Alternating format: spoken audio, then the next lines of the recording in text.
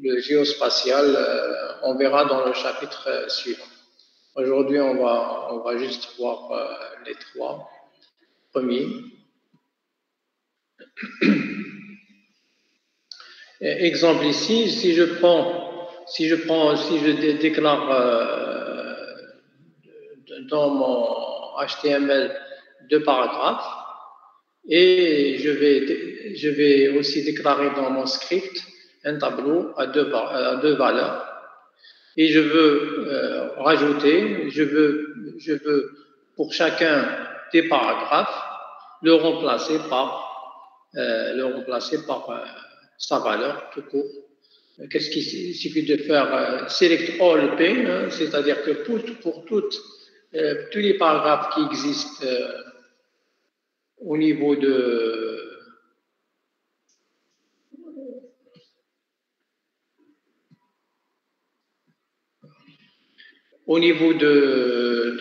mon body, c'est-à-dire mon DOM, les balises P, il y en a deux. Pour select all P, je vais joindre les données avec des paragraphes et je vais en réalité afficher return D pour chaque élément du tableau ou bien de MyData 1, 2.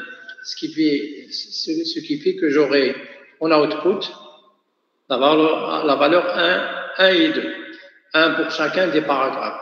J'ai remplacé le paragraphe par la valeur 1 et la valeur 2. Oui.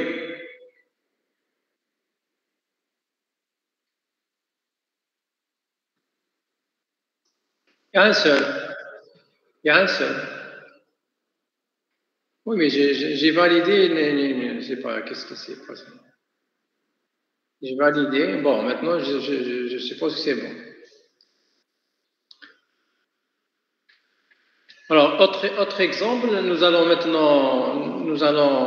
utiliser enter. Enter, c'est-à-dire que c'est une fonction qui permet de rajouter des éléments, même si des éléments il manquent. C'est-à-dire que même si vous pouvez rajouter, même si des paragraphes n'existent pas, vous allez les créer, vous allez rajouter des données. C'est-à-dire que je peux créer des paragraphes, ou bien ce qu'on appelle ici dans l'exemple span, c'est un conteneur utilisé pour mettre du texte concaténé sur la même ligne. Alors, ici, vous voyez que je déclare une variable data, un tableau à plusieurs éléments, et je sélectionne all span, c'est-à-dire que même si j'ai pas ici, ça veut dire quoi? Ça veut dire que je vais écrire sur la même ligne, je vais joindre les données et rajouter un span, c'est-à-dire rajouter un conteneur sur la même ligne et mettre le texte D+, c'est-à-dire pour concaténer, donc j'aurai la chaîne de caractères qui sont les éléments de data. C'est une des possibilités. Alors, il y a possibilité aussi de faire d'effacer des éléments. Ici, effacer des éléments qu'on a déjà utilisés. Ici, nous avons, par exemple, 3 paragraphes. Hein. Je vais séparer ici. 3 paragraphes. J'ai MyData qui contient un seul élément. C'est une chaîne de caractères. Je vais sélectionner All P. All P, je vais joindre mes données et je vais rajouter du texte. Je vais rajouter du texte et j'aurai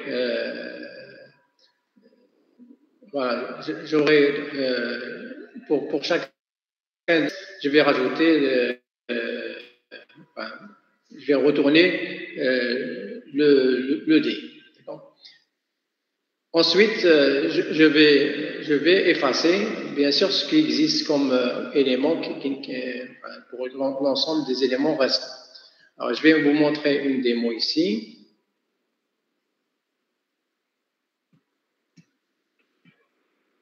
Un moment.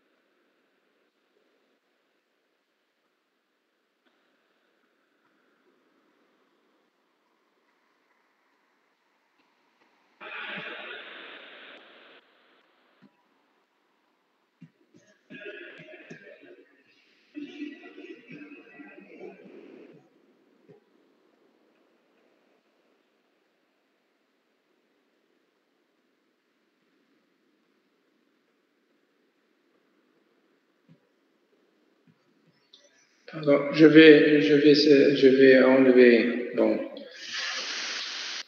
enlever ce partage.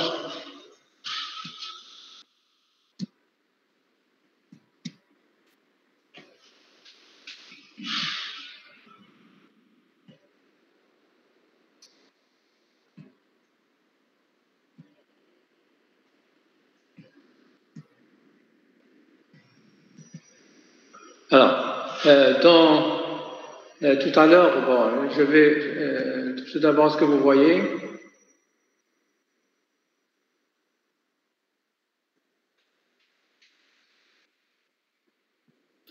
Oui, monsieur.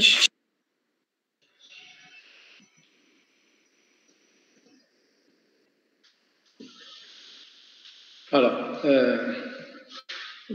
bon, c'est difficile de montrer les deux à la fois. Tout à l'heure, j'avais 3 paragraphes. Hein, d'accord. J'avais 3 paragraphes et j'ai pris. Bon, autant vous montrer le code.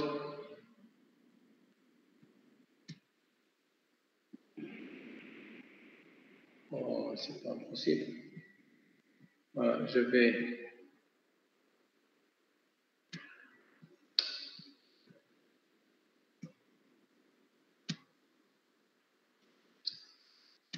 Voilà. Est-ce que vous voyez là le source? Parce que je l'ai modifié par rapport à.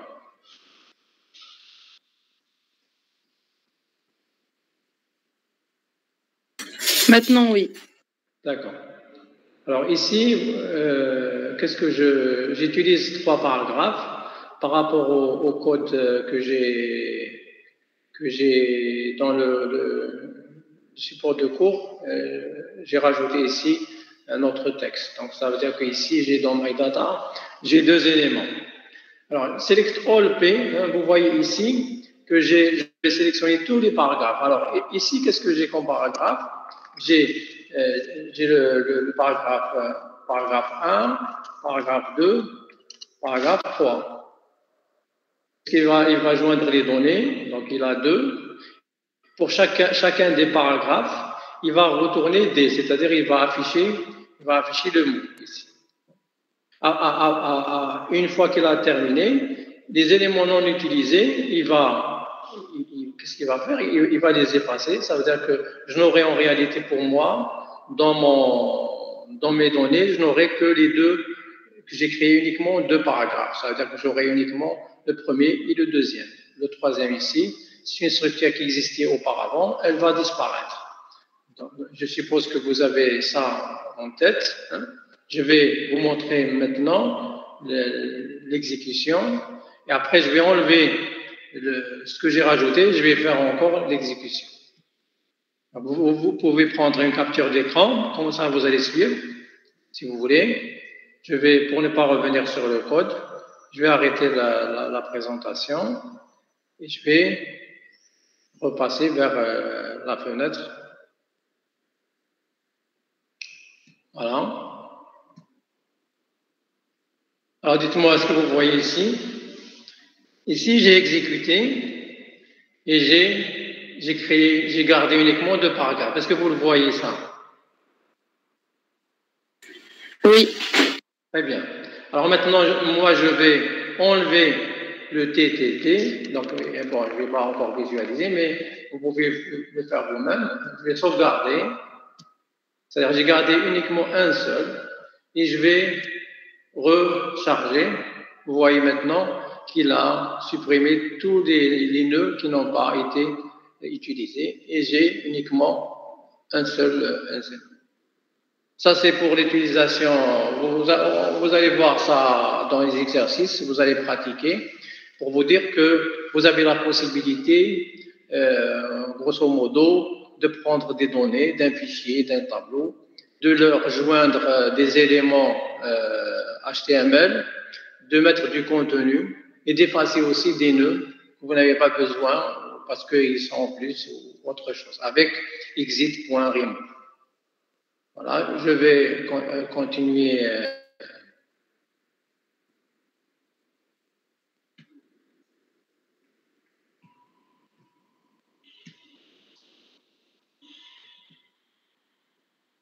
Alors, je reviens sur les transparents. Maintenant,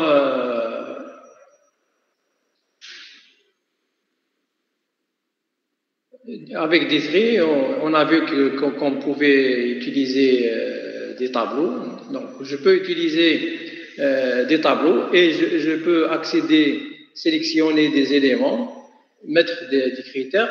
On utilise une certaine technique qu'on a déjà utilisée. C'est-à-dire qu'il suffit uniquement de mettre votre fonction, d'accord? Et à l'intérieur, vous mettez ce que vous voulez comme élément.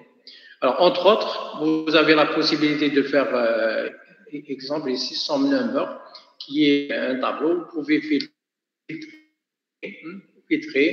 filtrer les éléments uniquement qui ont une certaine valeur supérieure à 40. Il suffit uniquement de mettre filtre, par exemple ici je mets X, et retourner tous les X qui sont supérieurs ou égaux à 40. Entre autres, vous avez cette méthode, mais nous avons aussi plusieurs méthodes qu'on va voir tout à l'heure.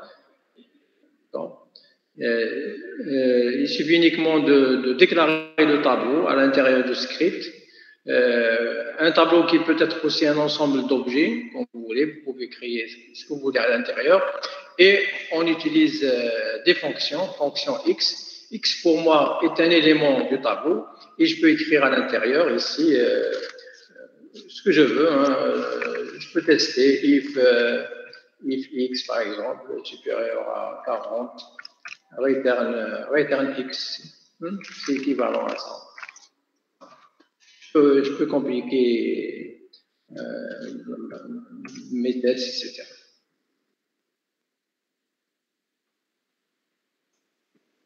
Nous avons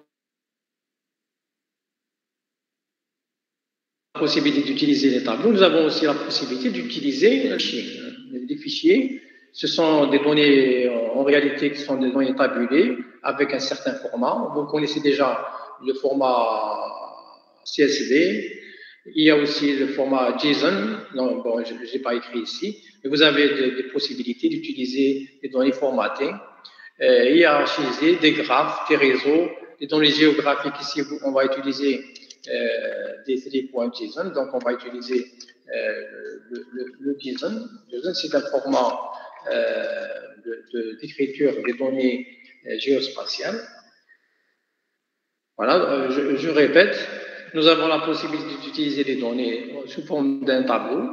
Alors, le tableau peut être des valeurs quelconques. Ça peut être même non homogène, c'est-à-dire hétérogène. Vous avez la possibilité d'utiliser des fichiers, voilà, de différents types. Ça peut être hiérarchique, ça peut être géospatial, ça peut être des fichiers tabulés. Ça permet d'accéder aux données avec un d'utiliser de la librairie D3 et de les utiliser pour extraire des informations et les visualiser sous forme d'une page web. Voilà, maintenant on a terminé, bon, on était dans l'introduction de 1.1 pour dire qu'on n'est pas encore sorti de l'auberge parce que c'est des généralités. Il ne fallait pas donner chaque élément et s'attarder pour voir grosso modo que peut faire D3 JavaScript. Nous allons maintenant directement entamer la visualisation de flux de données. Hein. Cela suppose que j'ai un process de visualisation avec des données qui existent. Je voudrais les visualiser et visualiser aussi toutes mes à jour de ces données.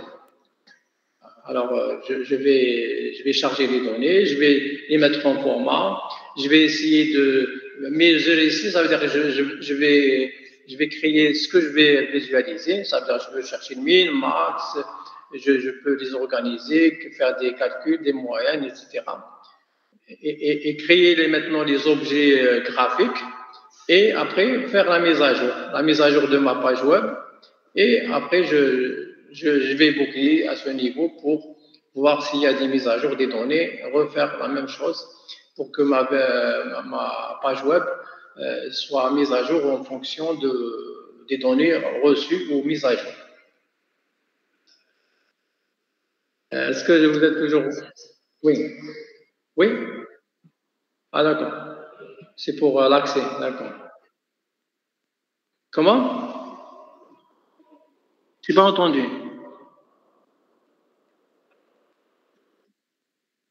Ça. Alors, s'il y a un problème, vous m'arrêtez, parce qu'on a une heure, il faut dire des choses. Bon. Alors maintenant, pour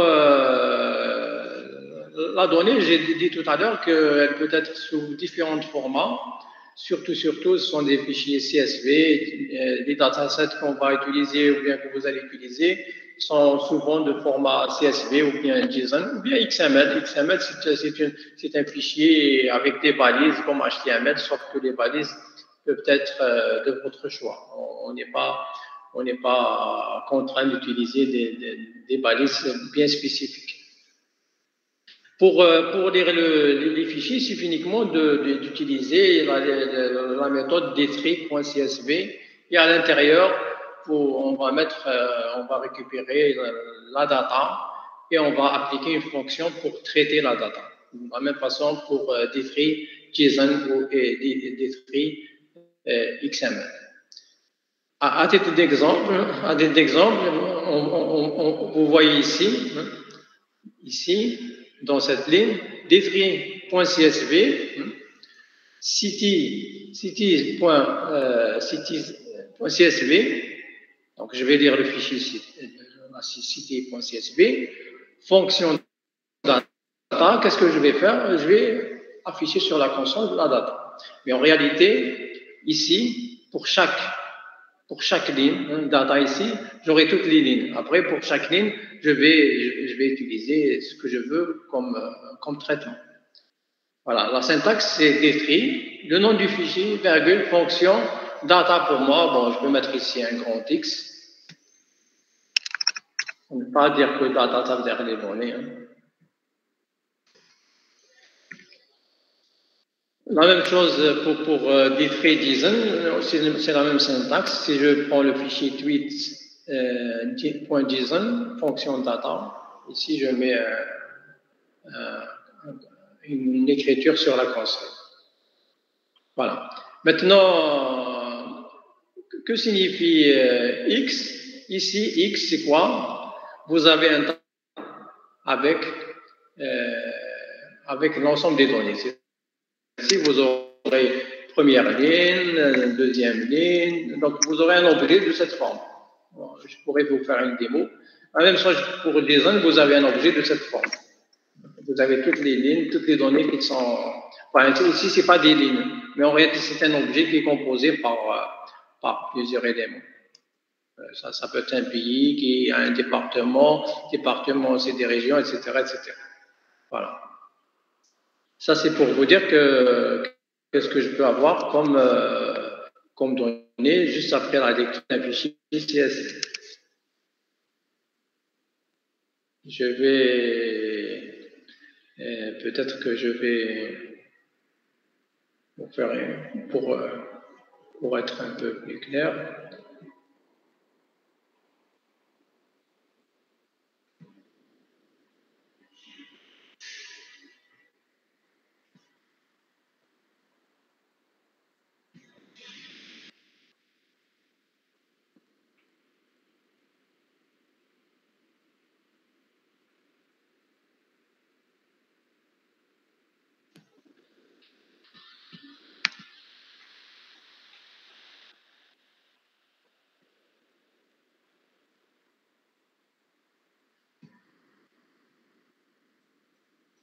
Bon, je suis toujours là. Hein.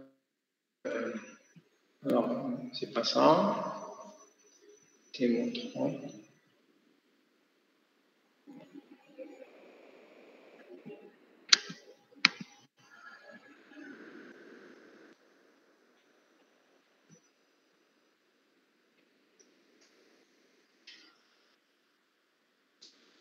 Alors, console. Point log. OK, date. Voilà. J'ai sauvegardé. Et je vais visualiser.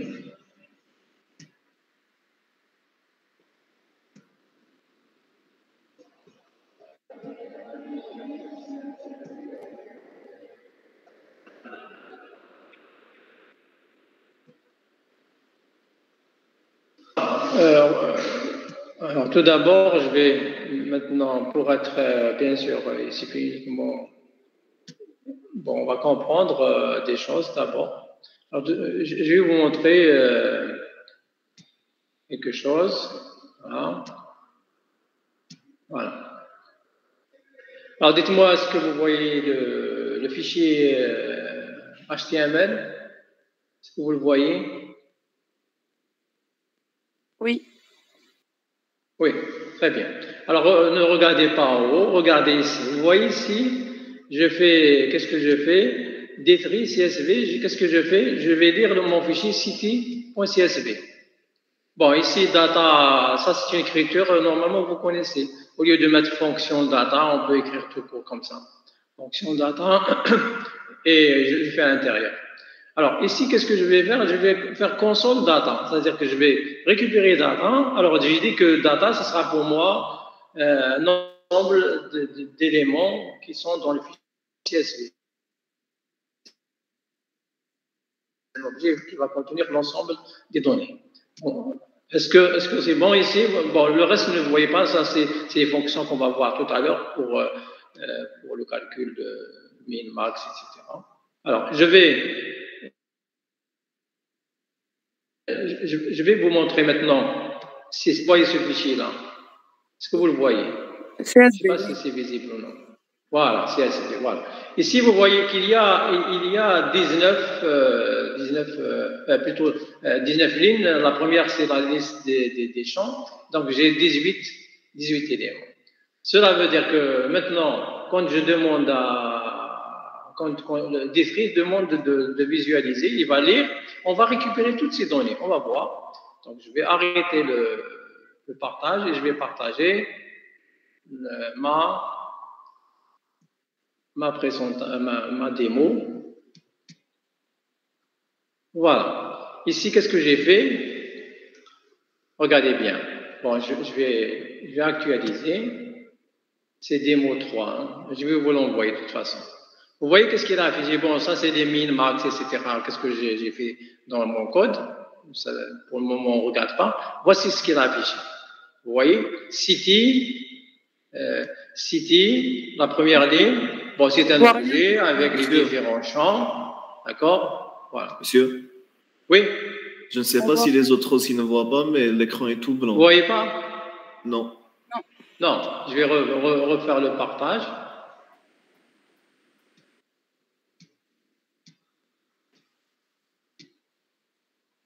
Alors, une anglette. Alors maintenant, est-ce que ça va? Ça va? Non? C'est blanc aussi. C'est encore blanc, monsieur. Non. Ah, mouchkila.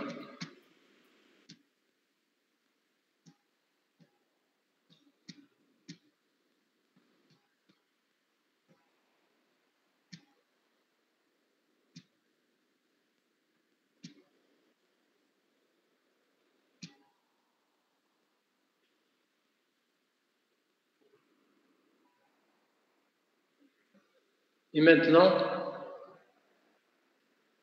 Non? Il n'y a rien? Non plus. Non, monsieur. Mouchkila.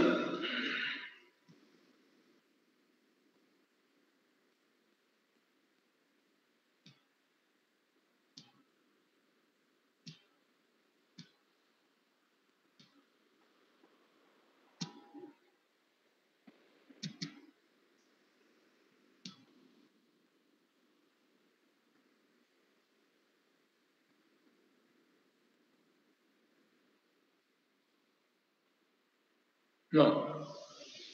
Non. Il y a un problème. Allez, qu'est-ce que je vais faire? Je vais... Bon. Je vais faire une capture d'écran. Voilà.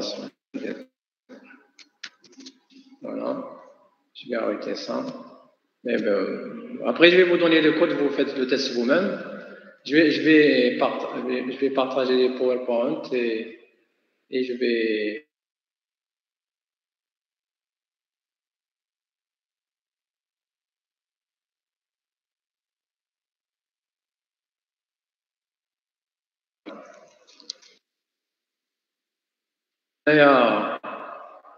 Vous voyez quand même, non?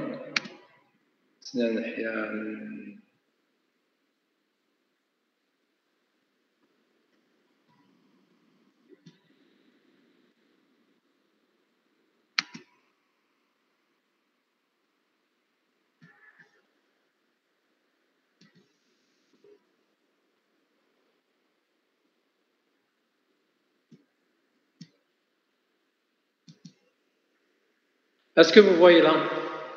Oui, monsieur, là on voit. Voilà. J'ai pris bon, ici je ne peux pas bien sûr cliquer. J'ai pris ce qui est visualisé. Vous voyez qu'il a visualisé 18 éléments. Chaque élément, c'est un objet. Vous voyez les valeurs des différents champs. Et vous avez jusqu'à 18, etc. Voilà, bon, pour chaque élément. Après, je peux accéder à l'ensemble des éléments. Bon, voilà ce que je voulais vous montrer. Et dommage que je n'ai pas pu vous encore explorer davantage. Voilà. Et je reviens à l'idée qu'il est possible de récupérer un tableau d'objets, vous avez vu. Et la même chose avec JSON, c'est un tableau d'objets et on peut s'en servir. Par conséquent, obtenir des données devient quelque chose de facile pour leur exploitation. Soit c'est un tableau, en général c'est pas un tableau, mais ça peut être un fichier Excel, CSV ou autre. Bien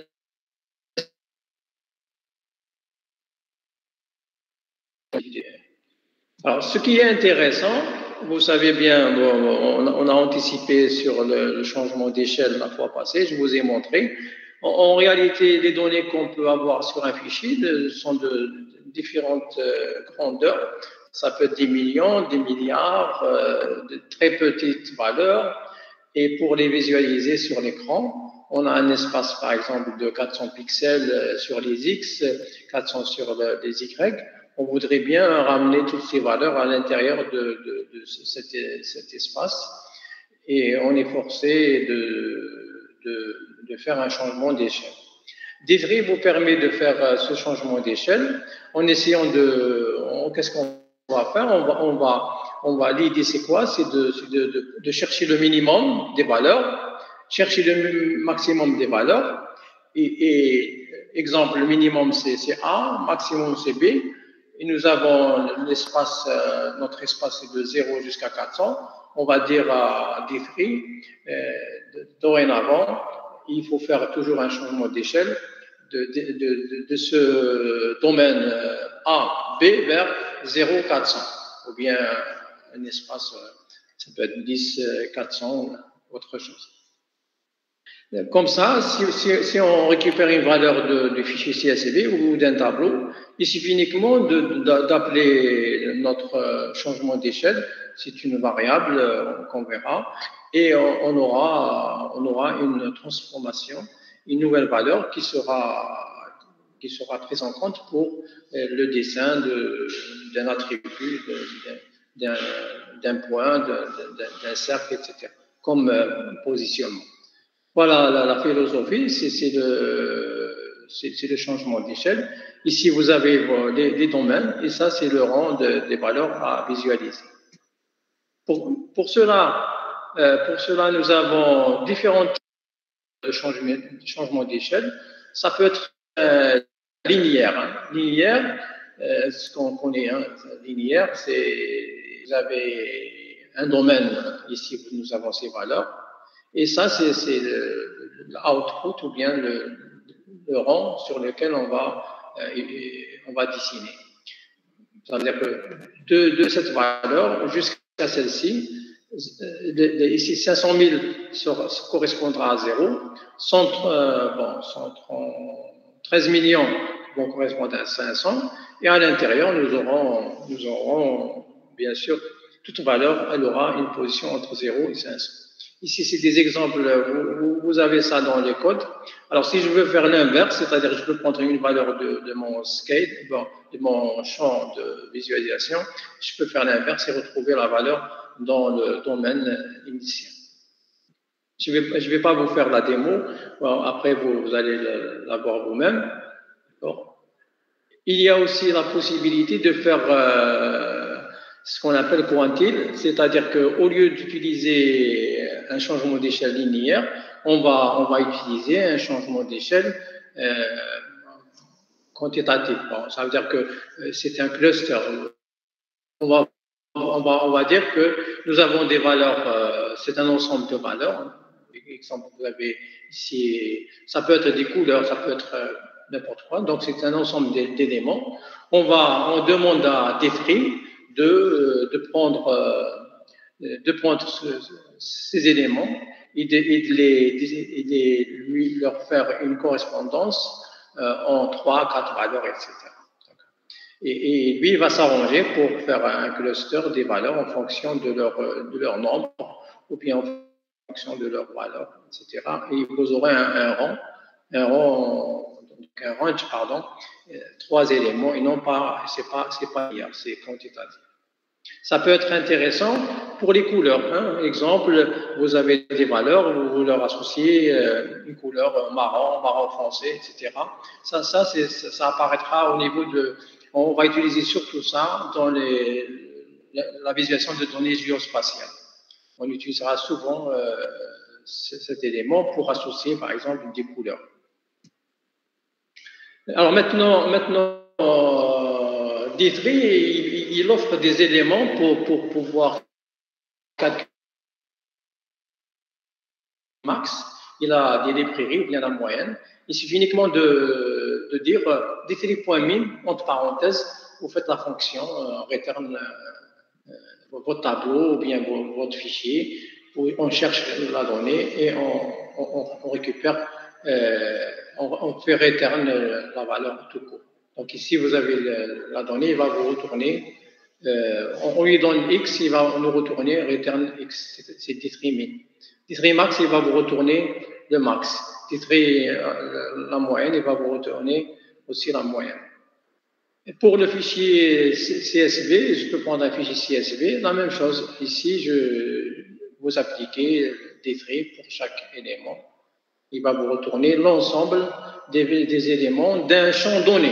Ici, j'ai pris le champ population, ou bien ça peut être dans un autre fichier, le fichier que j'ai montré tout à l'heure, ça peut être la température de janvier, je pense, je l'ai fait. Vous aurez le fichier pour chercher, par exemple, sur afficher des valeurs. Ce qu'on a fait tout à l'heure, bon, ça n'apparaît pas. Dans l'exemple de tout à l'heure, c'était afficher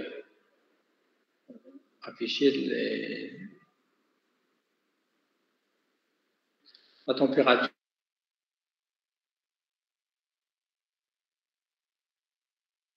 Janvier, c'est le deuxième champ. Janvier, c'était le nom du pays. Plutôt le nom de la cité, pardon.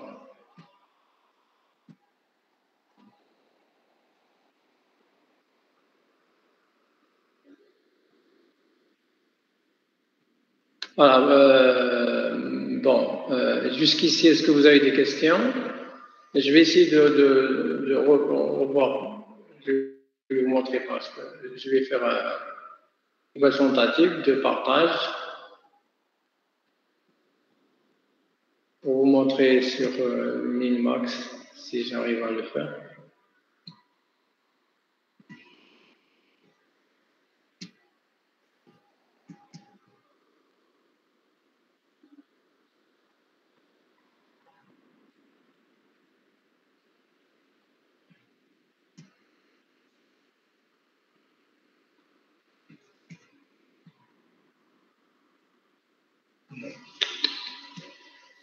Non, il ne veut pas.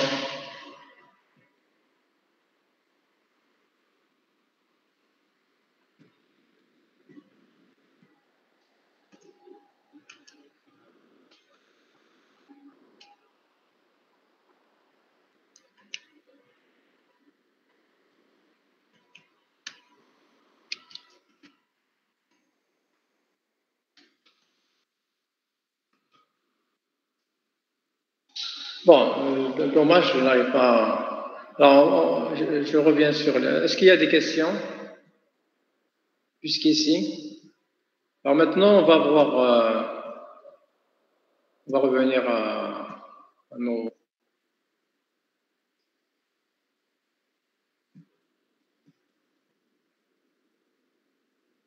On va voir comment utiliser toutes ces notions-là pour visualiser, par exemple, un histogramme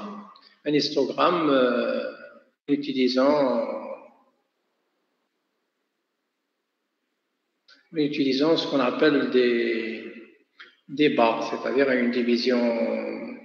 C'est une division. Une division, c'est une barre ou bien un rectangle. On va définir la largeur, la hauteur, le background et la marge à droite.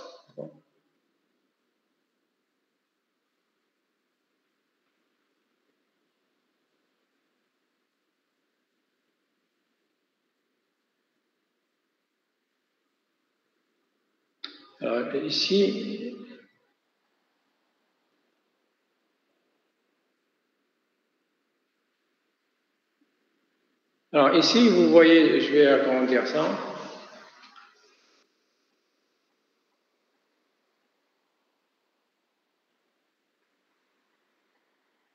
Alors regardez à partir de là. Tout d'abord, est-ce que vous êtes toujours là? Est-ce que vous voyez, vous suivez? Oui, monsieur. Bon, est-ce qu'il y a des questions? Ah, d'accord. C'est bon, on m'a dit que vous suivez. Alors, vous voyez ce code. Ici, je vais utiliser le CSS, c'est-à-dire que je vais utiliser mes feuilles de style. Ici, ils sont donnés sur un tableau. Je vais utiliser pour chaque select all div. Bon, les divs n'existent pas, je vais les créer. Donc, je vais faire la jointure entre dataset et je vais créer append div. Pour chaque élément, je vais dessiner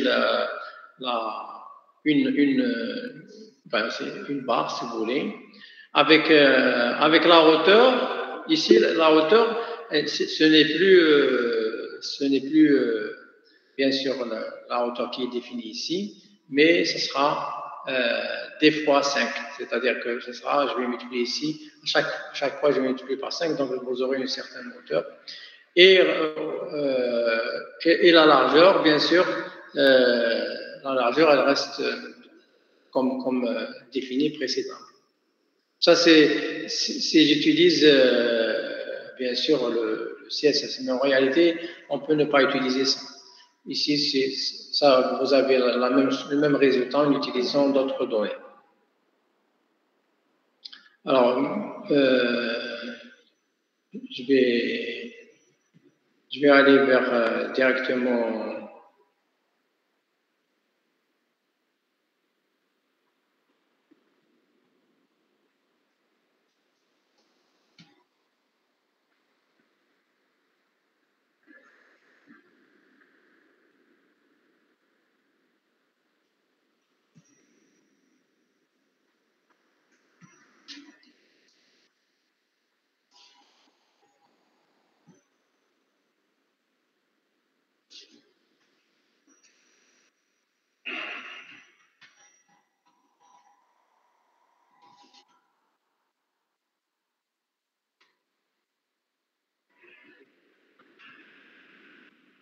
J'ai un mélange de slides.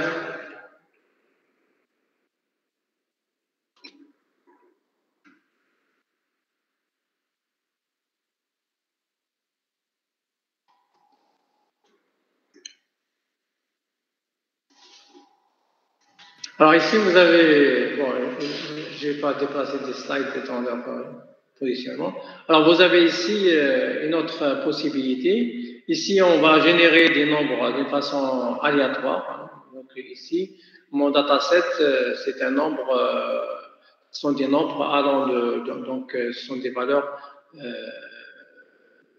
de 0 à 30, d'accord? Et je vais générer de 0 jusqu'à 25, donc 25 valeurs de façon aléatoire. Et je vais générer ici, vous avez des valeurs qui sont représentées sur un histogramme. Alors, maintenant, supposons que je vais utiliser le SVG. Donc, ce qu'on va faire, au lieu d'utiliser le CSS, on va utiliser SVG, c'est-à-dire que c'est un espace graphique qu'on va utiliser. On va le déclarer avec une largeur H, W et une hauteur H. Et bien sûr, dans cet espace-là, rajouter des éléments. Je peux rajouter un cercle avec CX, Y, R. Normalement, vous avez fait ça en TP. Est-ce que vous avez fait cet exercice? Est-ce que vous l'avez fait?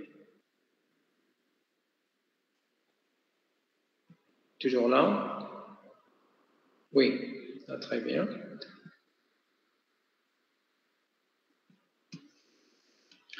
Voilà, ça c'est pour dire que je peux aussi rajouter rajouter du style, je peux mettre des couleurs, etc. La même chose, je peux créer des rectangles. Donc, au lieu de rajouter un cercle, je vais faire un append rectangle. Alors, rectangle, il a 4 attributs, donc x et y. X, c'est la position du début, x, y, c'est la position du point de début, la largeur et la hauteur. Alors, si je prends ma dataset pour chacune des valeurs, je vais la considérer comme étant la hauteur. Hein, ça veut dire quoi? Ça veut dire c'est la hauteur. Je vais avoir le résultat suivant. Donc, le premier élément, supposons que c'est ça mon SVG, c'est ça. Le premier élément, il est là. Ça, c'est la largeur, elle est identique pour tout le monde, pour tous les éléments. La hauteur, c'est quoi? C'est la valeur du dataset. Donc, dataset de la donnée de dataset. Donc, le premier élément, il s'avère qu'il est trop petit, et ainsi de suite. Donc, j'aurai ces éléments. Maintenant, la façon de représenter les données dans mon tableau ou bien dans mon fichier CSV que je peux récupérer n'est pas bonne. Donc, il faudra les inverser. Alors, pour les inverser, on va faire. Donc, vous voyez ici, il suffit uniquement de prendre, au lieu de prendre la position Y, c'est prendre D, c'est Y. Donc, qu'est-ce qu'on va faire? On va juste mettre H-D. C'est-à-dire que la position, si D égale à 0, donc je vais le mettre à H, hein, donc il sera là. H moins D, donc trop petit. D'accord? Vous voyez ici, le premier élément, au lieu de commencer à 0, je vais dessiner par exemple une hauteur de 5 pixels. Je vais me mettre à, supposons que la largeur de SVG c'est 100, je vais me mettre à 95 et dessiner 5 pixels. La même chose, si j'ai une valeur trop grande, par exemple 50, au lieu de commencer de 0 et dessiner 50, je vais commencer de 100 moins 50, dessiner 50, je vais tomber jusqu'à la fin. Ça c'est la solution pour générer un histogramme à partir des... Comme je répète, il suffit uniquement de revenir vers l'exemple Ici, en TD, en TP, vous avez vu comment générer des disques, peut-être les animer, je ne sais pas ce que vous avez fait ça. Commençons par faire le bind des données. Donc, je vais lire les données dataset et je vais rajouter pour chacun de la donnée D, chaque élément de mon lot, je vais rajouter une barre ou bien un rectangle de position x, y et de largeur identique avec une hauteur. Alors maintenant, la hauteur c'est la longueur, c'est la valeur qui est dans D, mais il y a un problème au niveau de y. Au lieu de commencer à partir de 0, alors, si je commence à partir de 0, j'aurai ça. Alors, qu'est-ce que je vais faire? Je vais commencer à partir de h moins d. Et par conséquent, je vais écrire y. Je ne vais pas mettre, comme tout à l'heure ici, y c'est 0, mais je vais mettre quoi? Ici, je vais mettre fonction. Pour chaque d, hein, je vais faire quoi? Je vais faire return h moins d. C'est-à-dire que pour fermer la collade, voilà. Si je fais ça, c'est-à-dire que moi, la position d'affichage du rectangle, elle sera x, maintenant j'avance à chaque fois d'un pas, x20 pour laisser de l'espace, mais ça sera plus 0, mais ça sera la valeur de d qu'on va utiliser pour récupérer une valeur égale à h moins d. Donc la valeur pour le premier élément, si pour moi dataset ici, dataset égale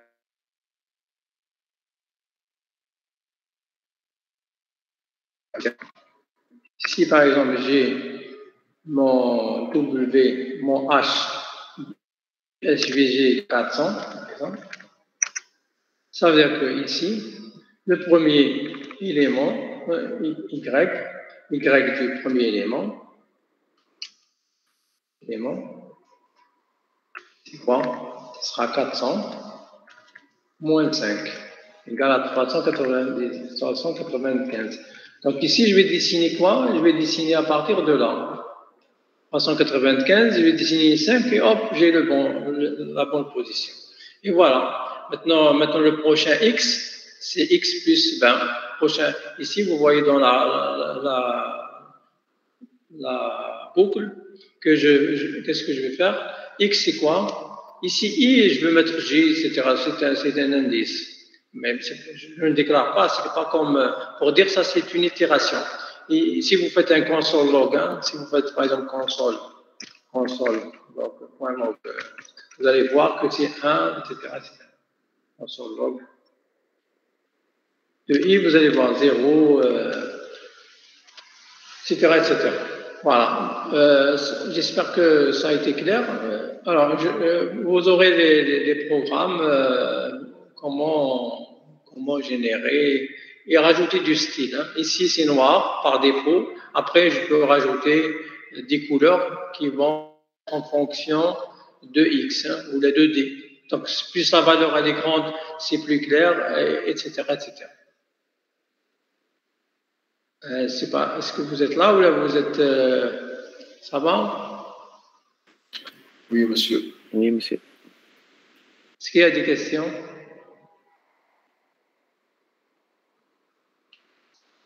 Alors, à 9h, comme ça, vous êtes, je suppose que vous êtes endormi maintenant.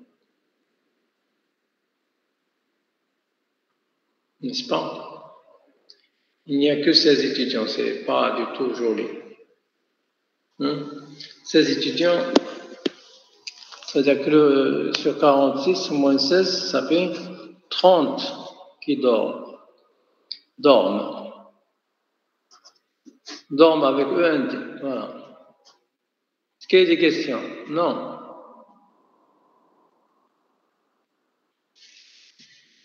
Donc, pour résumer, ça va. Pour résumer, pour aujourd'hui, qu'est-ce qu'on a fait? Ça veut dire que vous aurez la syntaxe, et la syntaxe, elle existe sur le net. Hein, c'est pas quelque chose on peut cacher ou ne pas donner. Hein. C'est open access. Hein. Alors, qu'est-ce on peut prendre un tableau, on peut lire, quand vous avez vu un fichier CSV, récupérer les données comme objet, accéder à l'ensemble des éléments, faire un changement d'échelle pour visualiser. Nous allons voir après comment utiliser les axes, etc. Faire un changement d'échelle pour visualiser en utilisant min, max pour récupérer les données. On peut visualiser, vous avez vu en TP un disque. Maintenant, on peut parcourir la dataset ou bien les fichiers CSV et visualiser un histogramme en utilisant, si j'utilise CSS, on peut utiliser la barre. Sinon, j'utilise SVG et je vais rajouter, je vais boucler sur ma dataset et je vais rajouter des rectangles avec des largeurs, des hauteurs. Je peux leur rajouter du style, de la couleur qui dépend de la donnée. Je peux rajouter après, on verra la séance prochaine, de l'animation pour pouvoir, lorsqu'il s'agit d'une mise à jour, je vais changer la donnée avec une animation, bien sûr, pour faire apparaître qu'il y a un changement. C'est un changement doux, hein, c'est-à-dire il y a une douceur au niveau du changement de la donnée. Voilà pour aujourd'hui. Je m'excuse, je ne vais pas encore continuer parce que j'ai une réunion. Normalement, c'est à 10 heures. Vous aurez les slides normalement cet après-midi, plutôt possible, avec des programmes que j'ai essayé de vous montrer, pas tous. Et vous pouvez bien sûr compléter tout ça. Il y a des livres open access que vous pouvez même récupérer même du code pour faciliter l'utilisation du titre. Voilà, s'il n'y a pas de questions, donc la prochaine. Aujourd'hui, je ne peux pas vous faire l'atelier. Ça sera pour demain, Inch'Allah. Voilà, s'il n'y a pas de questions, donc à la prochaine.